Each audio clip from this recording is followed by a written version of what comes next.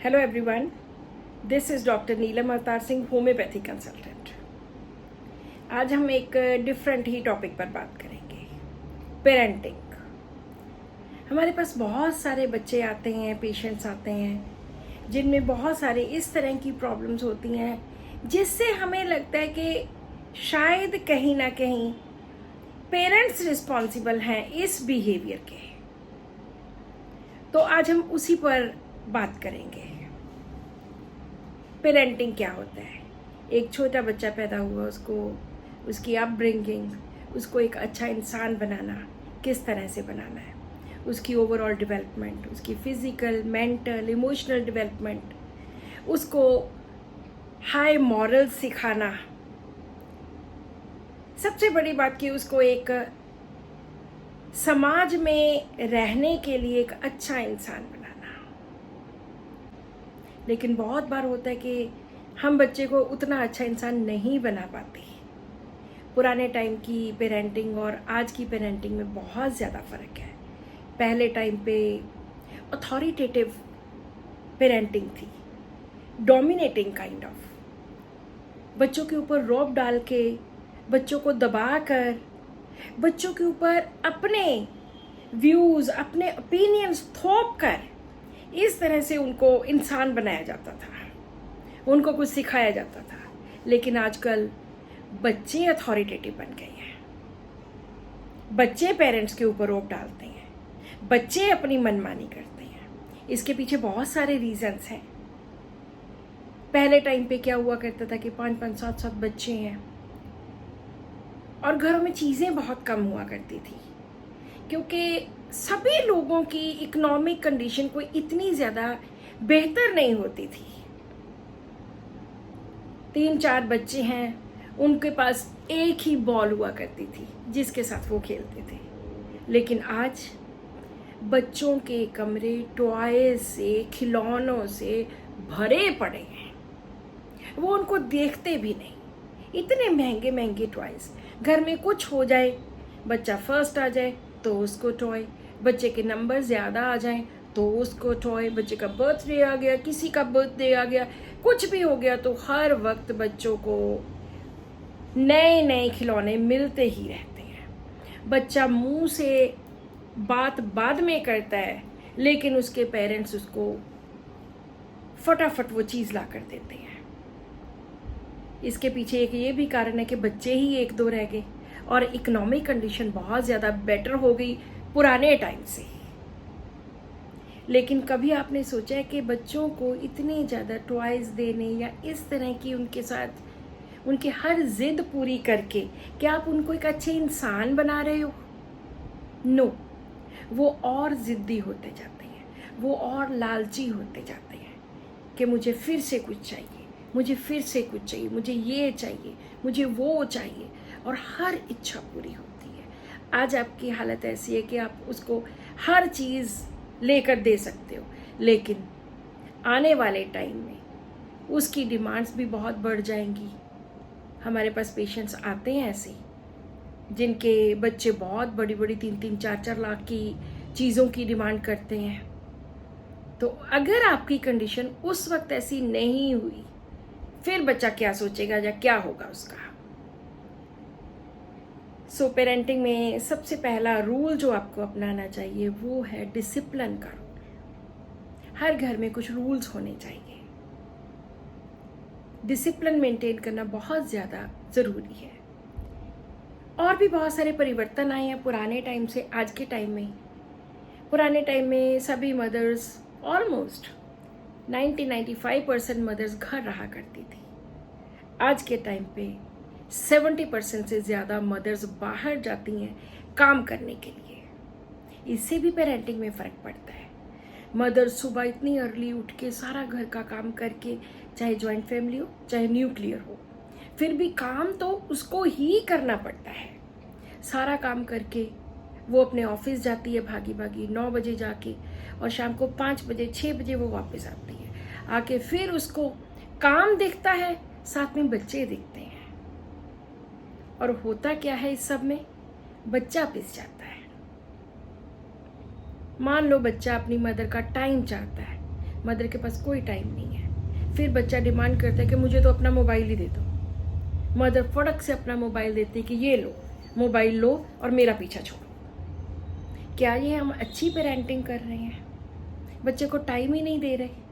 और जब बच्चे की वो मोबाइल देखने की, टीवी देखने की, टीवी भी बहुत बार लगा देते हैं कि टीवी देखो, वो आदतें ज़्यादा पड़ जाती हैं तो बच्चों का बहुत ज़्यादा और चीज़ें सफ़र करती हैं। इसमें ये नहीं है कि मदर ही रिस्पॉन्सिबल है, फादर भी इक्वली रिस्पॉन्सिबल है।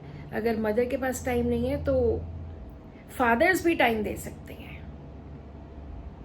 लेकिन हमारी सोसाइटी ऐसी है कि अगर घर का काम करना है तो वो औरत के ज़िम्मे ही है।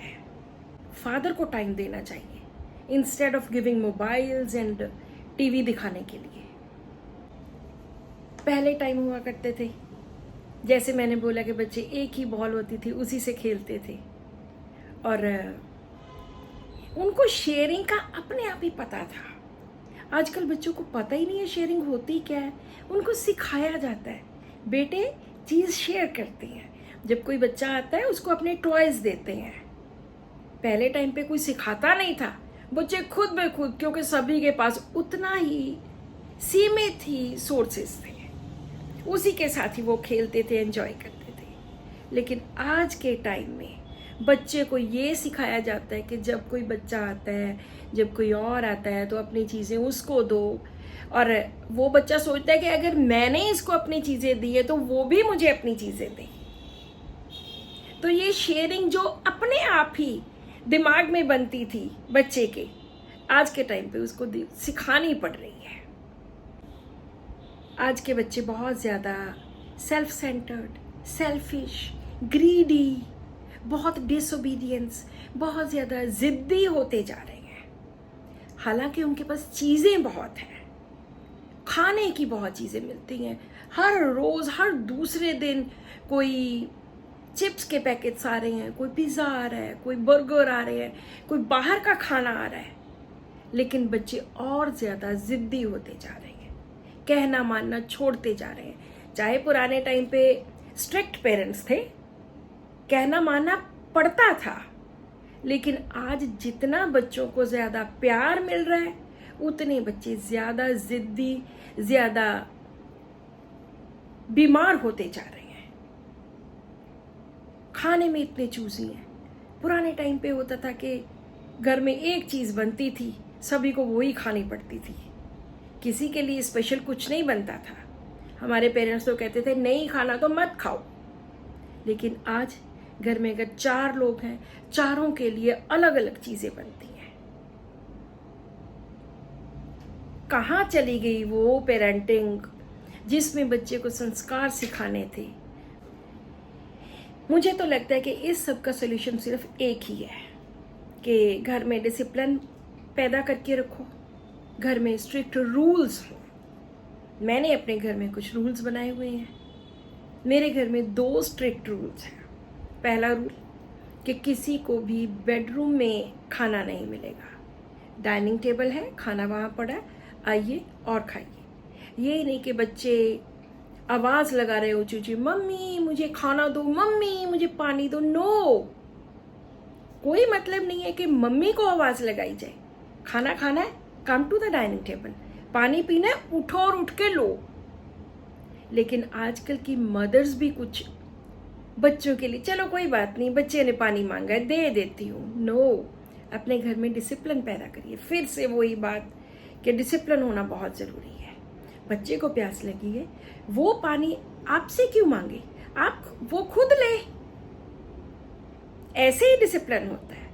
और दूसरा मेरे घर में क्या रूल है कि कोई भी डाइनिंग टेबल पर मोबाइल नहीं देखेगा, कोई वीडियो नहीं देखी जाएगी, कोई मोबाइल नहीं चलाएगा। और ये 2 रूल मैं स्ट्रिक्टली फॉलो करती और करवाती हूँ। कई बार बहस होती है इन चीज़ों पे, लेकिन अगर हमने बच्चों को संस्कार सिखाने हैं, अगर बच्चों को एक अच्छा इंसान बनाना है, तो इसके लिए घर में कुछ ना कुछ रूल्स होने चाहिए। बच्चों को अप्रिशिएट करना है तो चीज़ों से नहीं, उनको प्यार के कुछ शब्दों से अप्रिशिएट कीजिए। और यही कारण है कि बीमारियां बढ़ती जा रही हैं, बच्चों की इम्यूनिटी लो होती जा रही है, क्योंकि खाना पीना भी ढंग का नहीं रहा। आजकल मदर्स की एक और बहुत बड़ी प्रॉब्लम है कि बच्चे खाना नहीं खाते ढंग का, ना इन्होंने सब्जी खानी है, ना दाल खानी है, ना रोटी खानी है, बस बाहर का मंगवा के दे दो। सो इसके लिए फिर आप ही को घर में डिसिप्लिन क्रिएट करना पड़ेगा कि घर का खाना है, हफ्ते में एक बार आप बाहर का खाना खा सकते हो, लेकिन ये नहीं कि हर रोज बाहर से मंगवाया जाए। उससे आपकी इम्यूनिटी वीक होती है, आप कमजोर होते जाते हो, आप बीमार होते हो। जितनी इम्यूनिटी लो होगी उतना बीमार ज्यादा होगे। इसीलिए आजकल बच्चों की प्रॉब्लम्स बहुत ज्यादा बढ़ती जा रही हैं। आजकल बच्चों का स्क्रीन टाइम बहुत बढ़ गया है। मोबाइल देखने के लिए 4-4 घंटे, 5-5 घंटे। ये मत सोचिए कि आपने मोबाइल दे दिया, काम खत्म हो गया। उस मोबाइल का असर बच्चों के दिमाग पे पड़ेगा, बच्चों की आंखों पे पड़ेगा, बच्चों के कानों पे पड़ेगा। बहुत ज्यादा बुरे इफेक्ट हो रहे हैं। और कुछ तो गेम्स ऐसी हैं जो कि इतनी एडिक्टिव हैं कि उन गेम्स की बच्चों को एडिक्शन हो जाती है। जैसे एक पीछे पबजी गेम थी जिससे बहुत सारे बच्चों की डेथ्स भी हुई, क्योंकि वो इतनी एडिक्टेड गेम थी कि बच्चा सारा दिन गेम ही खेलता रहता था। एक बच्चे की बात नहीं है, बहुत सारे बच्चों की। सो बच्चों का स्क्रीन टाइम कम करने के लिए बहुत कुछ किया जा सकता है। ऐसा नहीं है कि आप टाइम दो बच्चे को, आधा घंटा देखने के लिए दे दो, लेकिन ये नहीं कि 4-4 घंटे। आपको पता ही नहीं है कि बच्चा देख क्या रहा है। आपको पता होना चाहिए कि आपका बच्चा क्या देख रहा है, क्या कर रहा है, कौन सी गेम है या कौन सी साइट पे वो क्या देख रहा है। सो ऐसी बहुत सारी प्रॉब्लम जो आज के टाइम में आ गई हैं। अंत में एक ही बात है कि इस सब के लिए आपको घर में डिसिप्लिन क्रिएट करना पड़ेगा, खुद भी डिसिप्लिन में रहना पड़ेगा और बच्चों को भी डिसिप्लिन में रखना पड़ेगा।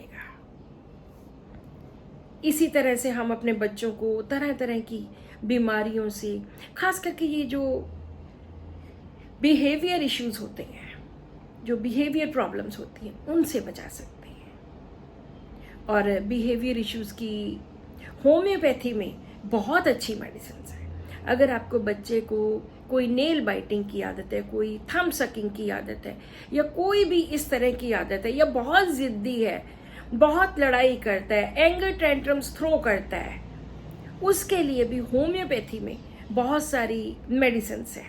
आप उनको दिखाइए कि ये प्रॉब्लम्स हैं, और बहुत सारे बच्चे ठीक होते हैं। बच्चों की इम्यूनिटी लो है, उसके लिए भी बहुत अच्छी होम्योपैथी में मेडिसिन है। उसको काउंसलिंग की जरूरत है तो काउंसलिंग करवाइए। सो आज हमने एक डिफरेंट ही टॉपिक पर बात की। मुझे लगता है कि आपको ये टॉपिक अच्छा लगा होगा। Subscribe to my channel and share this video with your family and friends, ताकि वो अपने बच्चों की इम्यूनिटी इंक्रीज कर सकें, बच्चों को अच्छे इंसान बना सकें। फिर भी कोई प्रॉब्लम आती है, go to a good homeopathic doctor. Thank you so much for watching this video and keep watching my videos. Thank you.